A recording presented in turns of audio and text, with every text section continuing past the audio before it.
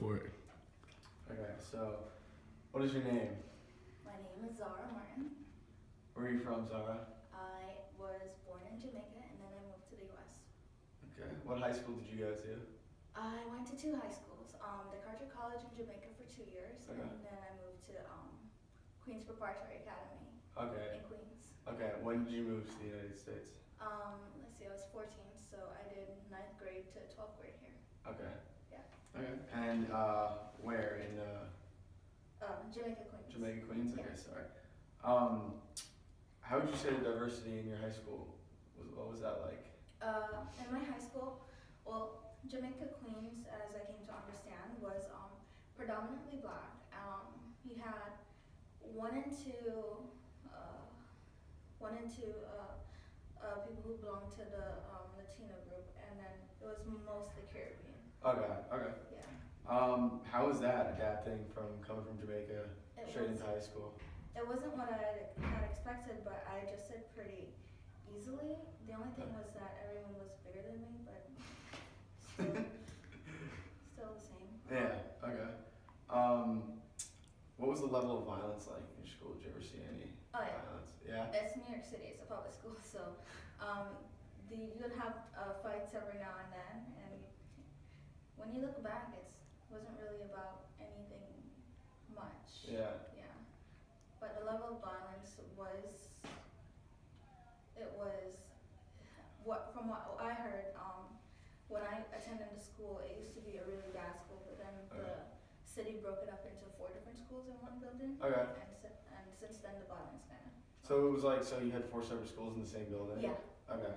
And how are they split up by like where you living? Is that how it's... No, they're split up by floors. So where you live, I think you're placed in a zone. Okay. So Yeah. you have to go to school in that place. Okay. But, you can choose any of the 4 schools that you want to. Oh, okay. Oh, cool. Okay. Well, do you remember like why you chose the one you? My parents, because I was still new to the U.S. Okay. I came on July 30, Okay. 2010, I think, and Yeah. so I didn't know how to take a bus by myself, let alone a train. Okay. So to get to my school, it just required me taking one bus. Alright.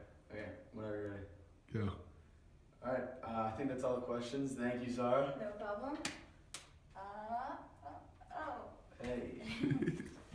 So, what's your name? My name's Tom. Okay. Where are you from, Tom? I'm from Medfield, Massachusetts. Where'd you go to high school? I went to the Loomis Chaffee School in Windsor, Connecticut. So is that a boarding school? Yeah, I boarded there for 3 years. All right. So why don't you tell us a little about the diversity in your high school? What it was like?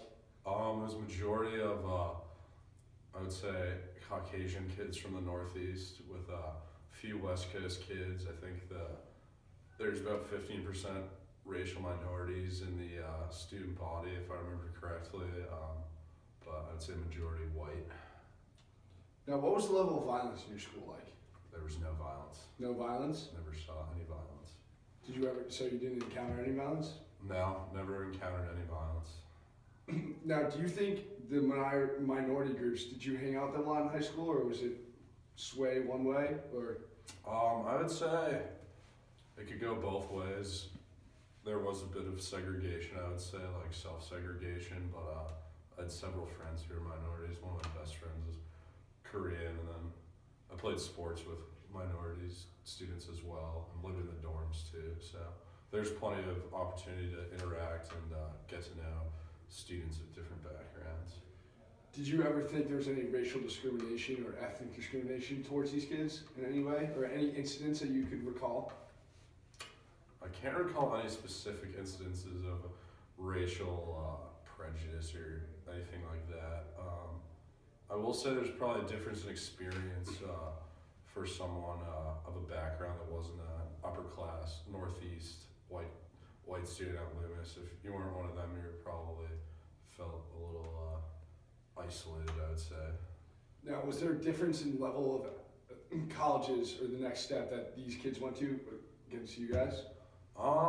No, I don't think so. I know for students who might not have the financial means, that obviously played a bigger role in their college decision than it might have for students who had more resources, and for a lot of kids it wasn't a consideration, the price tag of college, but there were definitely students who had to base what schools they could apply to and attend on a level of like financial aid and things like that they received. Now, Loomis JC is an all-boys school, correct? No, it's co-ed. Was there any gender discrimination at all, or?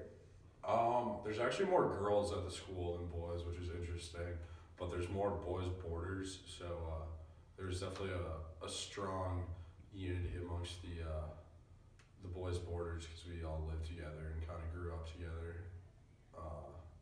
We got there when we were 15, so you get to know those guys really well, and sometimes it felt like the girls might not have felt included in the sort of boarding culture on campus. That's all the questions I have for you. Thanks, Tom. Thank you.